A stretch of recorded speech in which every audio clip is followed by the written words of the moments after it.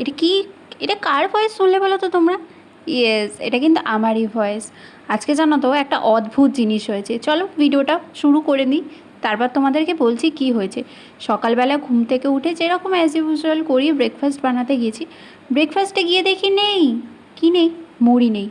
তো ভাবলাম কী করব, একটু আনহেলদি পাস্তাই খেয়ে নিই, তো সেটাই করলাম, পাস্তা খেয়ে নিলাম। পাস্তা খেয়ে খেয়ে মনে হয় পেটের মধ্যে আমার শুধু পাস্তা ঘোরাফেরা করছে, বাট কী করব, খেতে তো হবেই। যেরকমভাবে পাস্তা আমি বানাই সেরকমভাবে সুন্দর করে পাস্তাটা বানিয়ে নিলাম। তারপর আবার কি, সেটা গপ গপ করে খেয়ে নিলাম। তোমরা কি করো, পাস্তা রান্না করে কি দেখো নাকি? আমি কিন্তু দেখি না, আমি গপ গপ করে গিলে ফেলি। তারপর পাস্তাটা নিয়ে একদম সুন্দর জানলার ধারে বসে আমি চটপট করে খেয়ে নিলাম।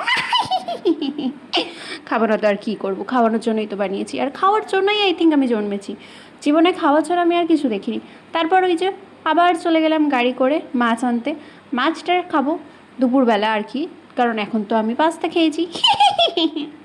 তোমরা কে কে মাছ খেতে ভালোবাসো গাইস? আমার মাছ কিন্তু প্রচণ্ড পছন্দ। কথাই আছে না, মাছে ভাতে বাঙালি। তো মাছ কিন্তু চাই, মাছটা খেয়ে নিলাম, বাকি রান্নাগুলো